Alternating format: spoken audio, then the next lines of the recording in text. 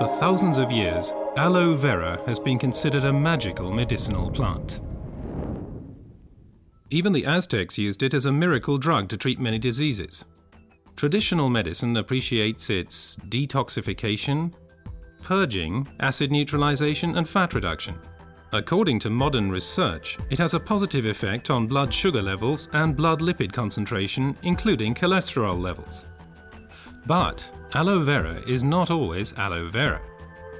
Real aloe vera, the Aloe barbadensis, is a desert lily and is cultivated in arid regions, primarily in Central and South America.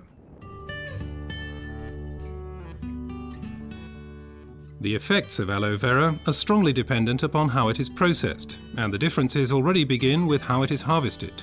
In order to avoid damaging the plant, the leaves should ideally be cut by hand. As the outer skin of the leaf contains poisonous aloin, a substance that protects the plant from animals and has a laxative effect on humans, the skin must be carefully separated from the inner leaf gel.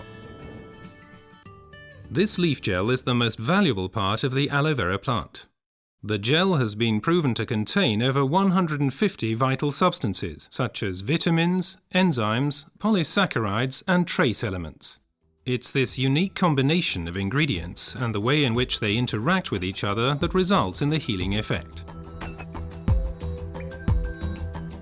One of the most important plant substances is asiminan, which has a positive effect on the immune system and can also reduce inflammations and free radicals.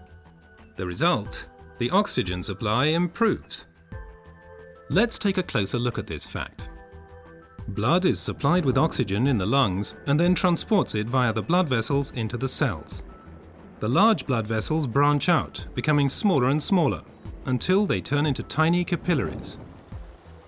Capillaries, by the way, are the smallest blood vessels. This is where the oxygen passes over from the blood vessels into the cells.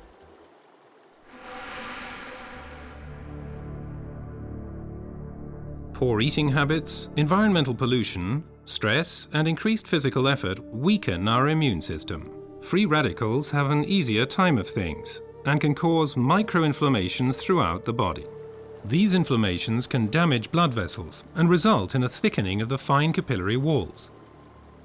This swelling constricts the flow of blood, slowing down the blood cells on their way through the capillaries, which, as a result, impedes the oxygen supply. And it's here that the aloe vera acts. It reduces the swelling on the capillary walls. The blood cells can flow faster again, and the oxygen supply is improved. Furthermore, toxins and impurities are removed more quickly. The latest studies have revealed that other natural substances can improve the effects of aloe vera even further. These substances primarily include silicon, but they also include evening primrose and alkaline minerals. But first, let's look at silicon a bit more closely. For our bodies, silicon is life essential and a structure-building element. We already know it as quartz sand, as it occurs in stones and cement. In the body, silicon is there to stabilize our human tissue. As a supportive element, it strengthens bones, hair, nails, connective tissues, and also the walls of our capillaries. As we grow older, the capillary walls have a tendency to lose their form and resilience. They can literally collapse, interrupting the blood flow. At the worst, this can lead to a stroke or a heart attack. Silicon strengthens and supports the capillary walls, thereby keeping the bloodstream open. As a result, the erythrocytes can now supply the cells with oxygen more efficiently.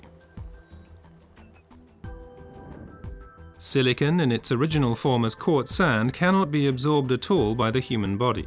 Alternatives can, however, be found in nature. An ideal plant-based source is the stinging nettle. It is rich in natural silicon, which can be better absorbed by humans. Optimum oxygen supply is not only dependent on the capillaries, but also on the condition of the blood itself. Only when blood is liquid enough can it pass through the narrow capillaries. For improving flow properties of blood, we have evening primrose with its polyunsaturated fatty acids and basic alkaline minerals. Polyunsaturated fatty acids make the blood thinner.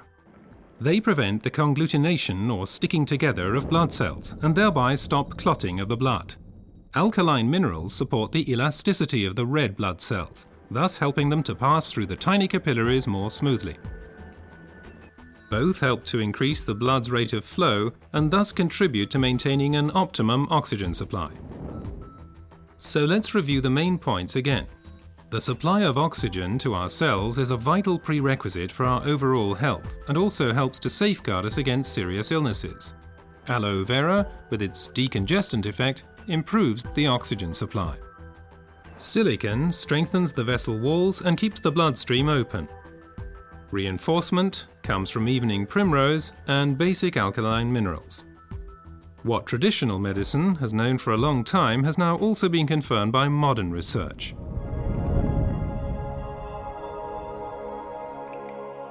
Aloe vera improves your oxygen supply and therefore your general health. Because oxygen means life. Place your trust in Aloe Vera.